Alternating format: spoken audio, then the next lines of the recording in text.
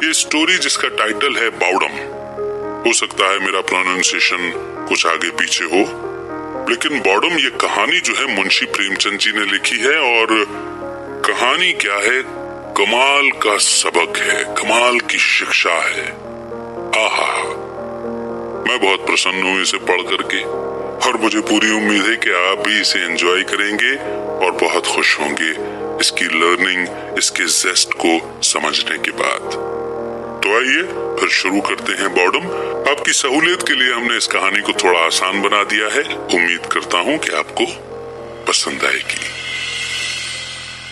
मुझे देवीपुर गए 5 दिन हो चुके थे, पर एक दिन भी ऐसा न होगा कि बावड़म की बात न हुई हो।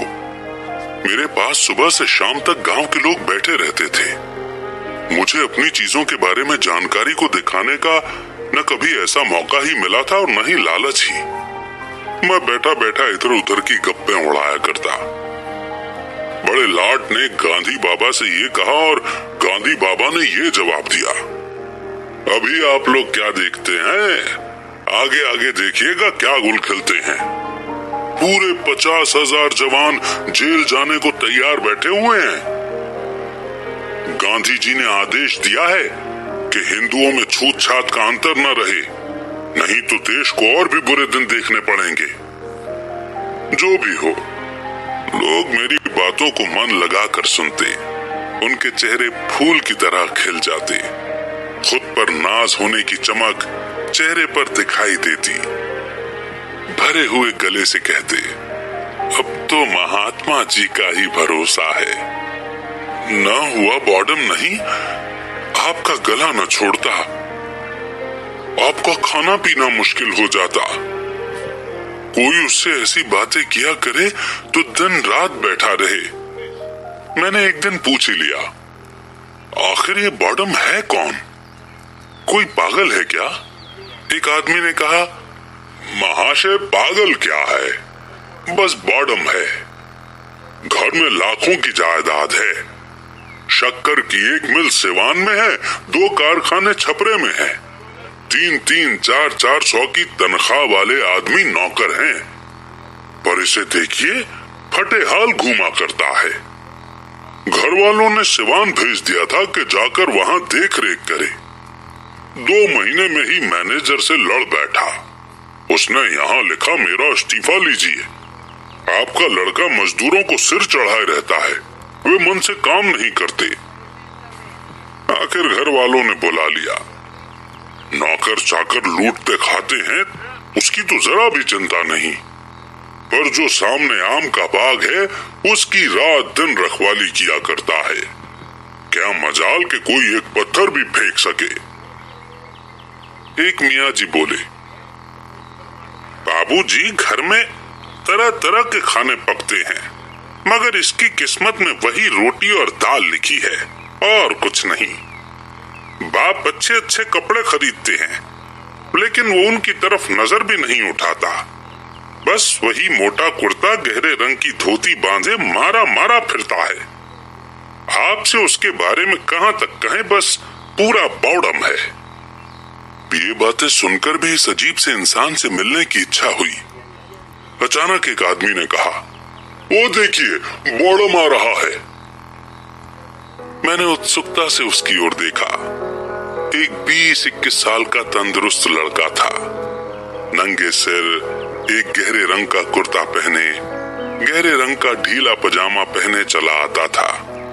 पैरों में जूते थे। पहले मेरी ओर ही आया। मैंने कहा, आइए बैठिए। उसने मंडली की ओर अपमान की नजर से देखा और बोला, अभी नहीं, फिर आऊंगा। ये कहकर चला गया। जब शाम हो गई और सभा खत्म हुई तो वो आम के बाग की ओर से धीरे धीरे आकर मेरे पास बैठ गया और बोला, इन लोगों ने तो मेरी खूब बुराइयां की होंगी, मुझे यहाँ बावड़म नाम मिला है। मैंने झिझकते हुए कहा, हाँ, आपकी बात लोग रोज करते थे। मेरी आपसे मिलने की बड़ी इच्छा थी। आपका नाम क्या है?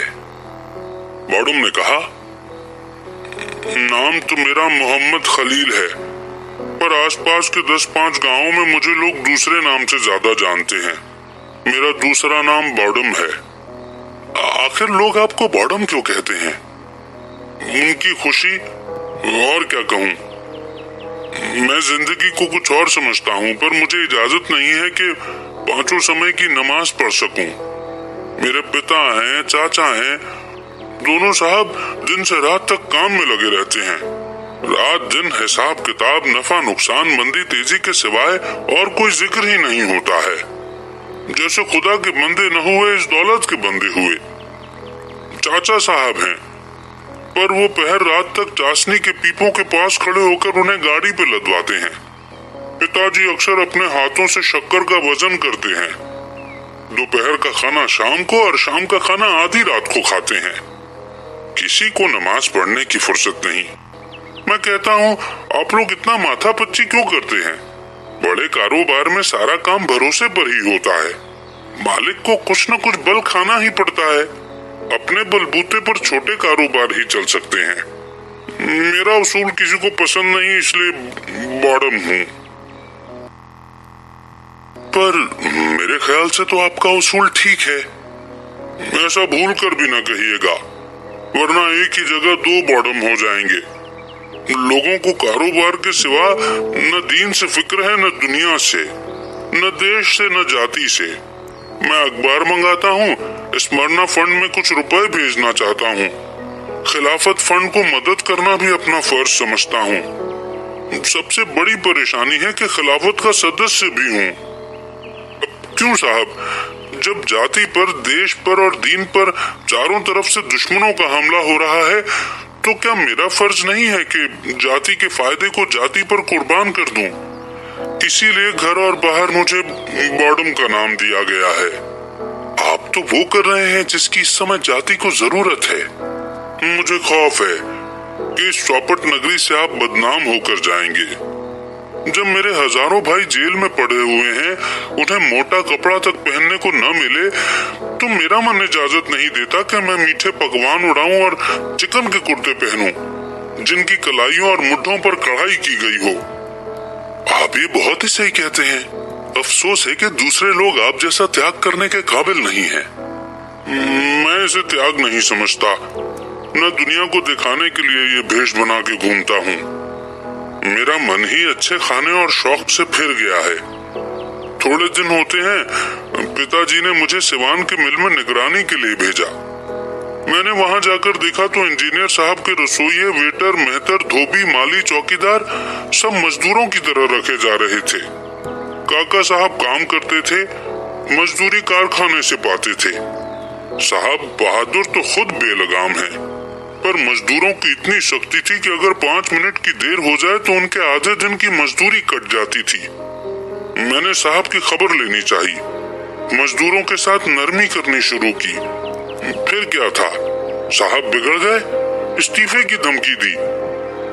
घर वालों को उनके सब हालात मालूम है। पहले दर्जे के मुफ्तखोर आदमी हैं, लेकिन उनकी धमकी पाते ही सबके होश उड़ गए। मैं तार से वापस बुला लिया गया और घर पर मेरी खूब कहा सुनी हुई। पहले बॉडम होने में कुछ कमी थी, वो पूरी हो गई। न जाने साहब से लोग इतना क्यों डरते हैं। आपने वही किया जो इस हालात में मैं भी करता। बल्कि मैं तो पहले साहब पर धोखाधड़ी का मुकदमा करता, बदमाशों से पिटवाता, तब बात करता। ऐसे मुफ्तखोरों की यही सजाएं हैं। फिर तो एक और 2 हो गए। अफसोस यही है कि आप यहाँ ज्यादा समय रुकेंगे नहीं। मेरा जी चाहता है कि चंद रोज आपके साथ रहूं। मुद्दत के बाद आप ऐसे आदमी मिले हैं जिससे मैं अपने दिल की बातें कह सकता हूँ। इन गवारों में मैं बोलता भी नहीं। मेरे चाचा साहब को जवानी में एक चरमकारिन से रिश्ता हो गया था। उससे 2 बच्चे, एक लड़का और एक लड़की पैदा हुए। चरमकारिन लड़की को गोद में छोड़कर मर गई। तब से इन दोनों बच्चों की मेरे यहाँ वही हालत थी जो अनाथों की होती है। कोई बात न पूछता था, उनको खाने पहनने को भी न मिलता था। बेचारे नौकरों के साथ खाते और बाहर झोपड़े में पड़े रहते थे। जनाब, मुझसे यह न देखा गया। मैंने उन्हें अपने साथ खिलाया और अब भी खिलाता हूँ। घर में कोहराम मच गया। जिसे देखिए मुझ पर गुस्सा कर रहा है, मगर मैंने परवाह नहीं की। आखिर है तो वो भी हमारा ही खून, इसीलिए मैं बावड़म कहलाता हूँ। जो लोग आपको बावड़म कहते हैं वो खुद बावड़म है। जनाब, इनके साथ रहना अजीब है। काबुल के राजा ने कुर्बानी की मनाही कर दी है। हिंदुस्तान के दिमागदारों ने भी यही फतवा दिया, पर यहाँ खास मेरे ही घर कुर्बानी हुई। मैंने कई बार बवाल मचाया पर मेरी कौन सुनता है। उसका प्रायश्चित मैंने ऐसा किया कि अपनी सवारी का घोड़ा बेचकर 300 फकीरों को खाना खिलाया, और तब से कसाईयों को गाय ले जाते देखता हूँ तो कीमत देकर खरीद लेता हूँ। इस समर तक 10 गायों की जान बचा चुका हूँ। वे सब यहाँ हिंदुओं के घरों में हैं, पर मजा यह है कि जिन्हें मैंने गाय दी है वो भी मुझे बावड़म कहते हैं। मैं भी इस नाम का इतना आदी हो गया हूँ कि अब मुझे इससे प्यार हो गया है।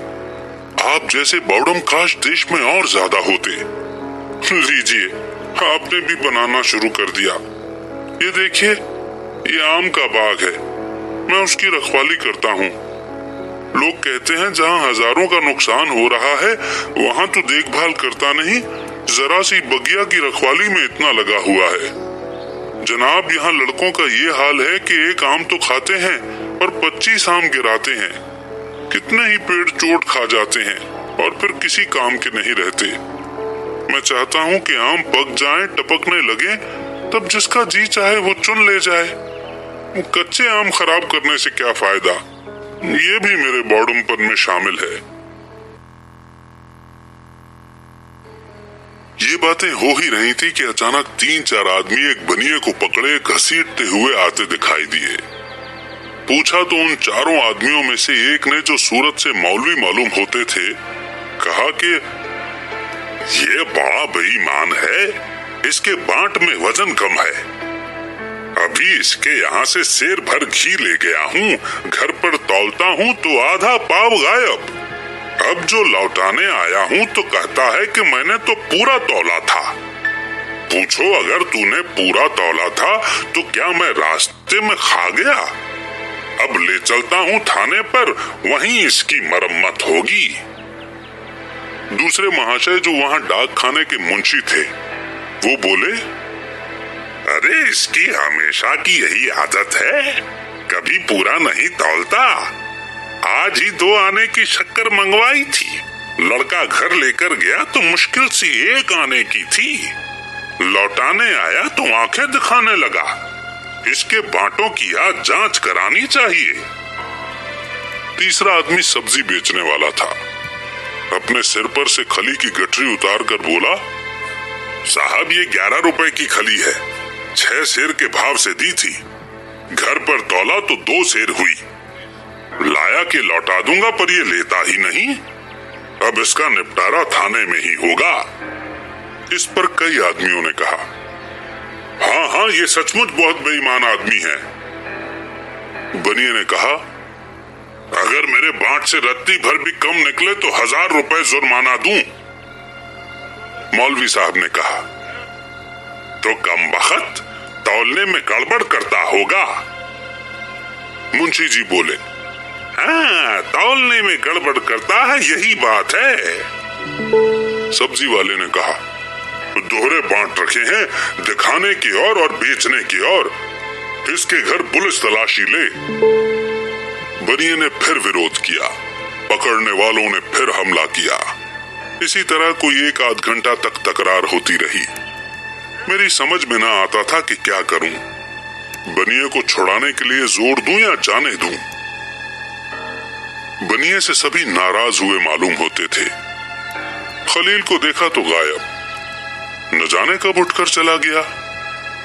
बनिया किसी तरह न दबता था, यहाँ तक कि थाने जाने से भी न डरता था। ये लोग थाने जाना ही चाहते थे कि बावड़म सामने से आता दिखाई दिया। उसके हाथ में एक टोकरा था और दूसरे हाथ में एक कटोरा और पीछे 7-8 बरस का एक लड़का। उसने आते ही मौलवी साहब से कहा, यह कटोरा आपका ही है ना काजी जी? हाँ है तो फिर तुम उसे मेरे घर से क्यों लाए? इसीलिए कि कटोरे में वही आधा पाव घी है जिसके बारे में आप कहते थे कि बनिए ने कम तौला। घी वही है, वजन वही है। बेईमानी गरीब बनिया की नहीं है, बल्कि काजी हाजी मौलवी जहूर अहमद की है। तुम अपना बॉडम पना यहाँ न दिखाना, नहीं तो मैं किसी से डरने वाला नहीं हूँ। तुम लखपति होगे तो अपने घर के होगे, तुम्हें हिम्मत कैसे हुई मेरे घर में जाने की? वैसे ही जैसे आपको बनियों को थाने में ले जाने की हुई, अब ये घी भी थाने जाएगा। मौलवी साहब थोड़ा घबरा कर बोले, अरे सबके घर में थोड़ी बहुत चीज रखी ही रहती है। कसम कुरान शरीफ की, अभी मैं तुम्हारे पिताजी के पास जाता हूँ, आज तक गांव भर में किसी ने मुझ पर ऐसा इल्जाम नहीं लगाया था। बनिया बोला, मौलवी साहब आप जाते कहाँ हैं? चलिए, आपका हमारा फैसला थाने में होगा, मैं एक न मानूंगा। कहलाने को मौलवी दीनदार ऐसे बनते हैं कि देवता ही हैं, पर घर में चीज रखकर दूसरों को बेईमान बनाते हैं। ये लंबी दाढ़ी धोखा देने के लिए बढ़ाई है। मगर मौलवी साहब न रुके, बनिए को छोड़कर खलील के बाप के पास चले गए, जो इस समय शर्म से बचने का आसान बहाना था। तब खलील ने सब्जी वाले से कहा, क्यों बे, तू भी थाने जा रहा है? चल मैं भी चलता हूँ, तेरे घर से ये शेर भर खली लेता आया हूँ। सब्जी वाले ने मौलवी साहब की बुरी हालत देखी तो चेहरे पर हवाइयां उड़ने लगी। बोला, भैया जवानी की कसम है, मुझे मौलवी साहब ने सिखा दिया था। अच्छा, दूसरे के सिखाने से तुम किसी के घर में आग लगा दोगे? खुद तो बेटा दूध में आधा पानी मिला मिला कर बेचते हो, मगर आज तुमको इतनी हेकड़ी सवार हो गई कि एक भले आदमी को तबाह करने पर तुल गए। खली उठाकर घर में रख ली, उस पर बनिया से कहते हो कि कम तौला। बनिया बोला, भैया मेरी लाख रुपए की इज्जत बिगड़ गई, मैं थाने में रपट किए बिना न मानूंगा। सब्जी वाला बोला, साहू जी अब की माफ करो, नहीं तो कहीं का न रहूंगा। तब खलील ने मुंशी जी से कहा, कहिए जनाब, आपकी सच्चाई बताऊं या चुपके से घर की राह लीजिएगा? तुम मेरी क्या सच्चाई बताओगे? मुझे भी सब्जी वाला समझ लिया है क्या कि मैं तुम्हारी धमकी में आऊंगा? खलील ने उस 7-8 साल के लड़के से कहा, क्यों बेटा, तुम चक्कर लेकर सीधे घर चले गए थे? लड़का मुंशी जी को शक भरी नजरों से देखकर बोला, बताऊंगा। अरे लड़के को जैसा सिखा दोगे वैसा ही कहेगा। बेटा अभी तुमने मुझसे जो कहा था फिर वही कह दो। दादा मारेंगे। क्या तूने रास्ते में शक्कर फांक ली थी? लड़का रोने लगा। जी हाँ, इसने मुझसे खुद कहा, पर आपने तो उससे पूछा ही नहीं, बनिए के सिर हो गए। यही शराफत है? मुझे क्या मालूम था उसने रास्ते में ये शरारत की। तो ऐसे कमजोर सबूत पर आप थाने कैसे चले थे? आप गंवारों को मनी ऑर्डर के रुपए देते हैं तो उस रुपए पर 2 आना अपना हिस्सा काट लेते हैं, टके के पोस्ट कार्ड आने में बेचते हैं। जब कहिए तब साबित कर दूं, उसे क्या आप बेईमानी नहीं समझते? मुंशी जी ने बॉडम के मुंह लगना ठीक न समझा, लड़के को मारते हुए ले गए। बनिए ने बॉडम को खूब आशीर्वाद दिया। दर्शक लोग भी धीरे धीरे चले गए। तब मैंने खलील से कहा, आपने इस बनिए की जान बचा ली, नहीं तो बेचारा बेगुनाह पुलिस के पंजे में फंस जाता। आप जानते हैं मुझे इसका क्या सिला मिलेगा? थानेदार मेरे दुश्मन हो जाएंगे, कहेंगे ये मेरे शिकारों को भगा दिया करता है। पिताजी पुलिस से थर-थर कांपते हैं, मुझ पर बरसेंगे कि तू दूसरों के बीच में क्यों दखल देता है। यहाँ ये भी मेरे बॉडमपन में शामिल है। एक बनिए के पीछे मेरा भले आदमियों की सच्चाई बताना ठीक न था। ऐसी हरकत बॉडम लोग किया करते हैं। मैंने श्रद्धा भरे शब्दों में कहा, अब मैं आपको इसी नाम से पुकारूंगा। आज मुझे मालूम हुआ कि बॉडम को भगवान कहा जाता है, जो स्वार्थ पर आत्मा की भेंट कर देता है। वो चतुर है, बुद्धिमान है, जो आत्मा के सामने, सच्चे सिद्धांत के सामने, सच्चाई के सामने स्वार्थ की, बेइज्जती की परवाह नहीं करता, वो बॉर्डम है, वो बेअक्ल है। दोस्तों, इसी मोड़ पर यह कमाल की कहानी यहीं पर समाप्त हो जाती है। शायद कहानी सुनते हुए आपने महसूस किया हो कि बचपन में आपने भी बौड़मपन दिखाया हो, या हो सकता है कि आप आज भी बौड़म ही हो। लोग आपको दीवाना, पागल या कुछ और इसी तरह के मिलते जुलते नामों से पुकारते होंगे। मगर मुंशी जी की इस कहानी में कमाल की सीख है। इस शानदार कहानी में एक छोटी सी घटना के जरिए ये समझाने की कोशिश की गई है कि एक ऐसे समाज में जहां धोखाधड़ी, जालसाजी और लालच घर कर गया है, वहां सच्चाई, ईमानदारी और परोपकार को पागलपन समझा जाता है और उसे मानने वाले पागल। भेदभाव या बुराइयां किसी एक जाति या किसी एक धर्म के लोगों में नहीं समाई है। ये धरती पर रहने वाले हर प्राणी और हर समाज की सच्चाई हो गई है। कहानी की एक ये भी बड़ी सुंदर सी सीख है। बदलाव हर कोई चाहता है, अच्छाई हर कोई अपनाना चाहता है, मगर वही पुराने रीति रिवाज, परंपराएं, कुछ धार्मिक बंधन इंसान चाहे भी तो उसको बदलने नहीं देते। और मुझे लगता है कि इस बात को हमें गहराई से समझना चाहिए, बिना किसी धर्म, जाति, समुदाय या कम्युनिटी के लोगों पर उंगली उठाए। पहले स्व का सुधार, अपना सुधार, उसके बाद फिर किसी और का सुधार, है कि नहीं? उम्मीद करते हैं कि ये कहानी आपको बेहद पसंद आई होगी। आपके विचार, आपके एहसास, आपकी लर्निंग, आपके फीडबैक कमेंट सेक्शन में जरूर लिखिए। उनको पढ़कर अच्छा लगता है।